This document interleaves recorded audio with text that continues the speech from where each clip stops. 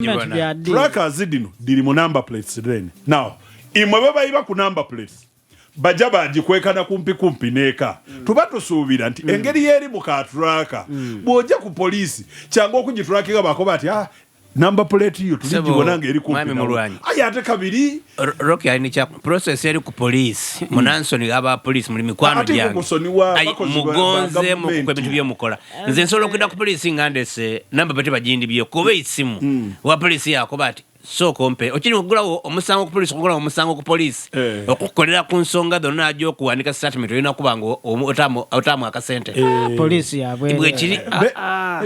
ibwe toizanga ku misango tuli ku inonola olo mwizi waje ali ku tuli ku inonola faba misango okuwa wabo omusango ni police bond yabwe anti no bwo buzugwe muri nabo timuwuliriza wano ku inki kitoko cyabwe ayeja ku police no yena ali kolo muri photocopying obo olupapula lwabaje okuwandika balukuwa ati saloje mukaduka kali towakana balina specific era boja mukandi tibaikiriza photocopy waliwo challenge yindi getufunie abana bana bali registeringa line da amasimu bona batukola mu akabadi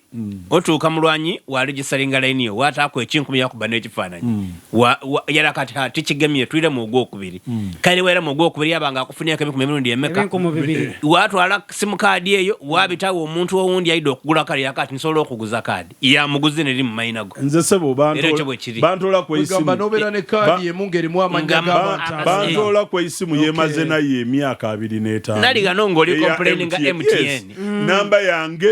kwa DD yembale ko sebanga lona ba unakunjo bankoba nti namba T yange aba MTN toka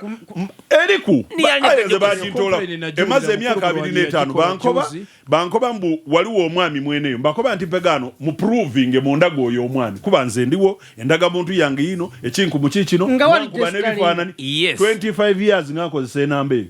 era naja ni mu koti olwe nambe so ebintu waliwo laxise munkola y'emirimu mu government now musango guno waliwo ekindi kyenetegereza ekisembayo ekinumanze ng'omuntu nekigambo eky'abantu abayize emisango egy'okuyita abantu mu iwanga lino okwambalanga ebyambalo eby'abasiraamu woze nagemba ndi kwida nti baba baleeta wano nga babagema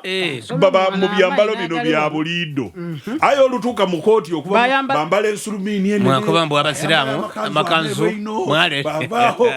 baba mulenga bagemye ku ruhani bati ayenga ono bwamulumiriza ako bati ayo mukechula kwa kagalo yali aniziza mutulaga ki muletera abantu okulowooza nti kite tusubira mu nsale eno nga bw'ogiwulidde mukulu Milton gyayogeddeko nze ndooza nti abavunaanyizibwa bagenda kujulira kyekisooka kuba mulimu abasaliddwa omusango ogw'obulamu bwabwe bwonna mayisha mukomera waliwo abalala kyekisuubira nti bannaffe bano ng'amateeka bwe gali nti omuzi w'omusango baateeberezebwa abeera ne lawyer gavumenti gwesobola okuba ng'emuwa okumuyambako ku misango gye so kyetulinawo kiri nti waliwo okujulira kwe tusuubira naye eggwanga lino omwana bwe bamusalira bamwagaine kuno omusaayi bulungi ati akoba tienda kuwa budulizi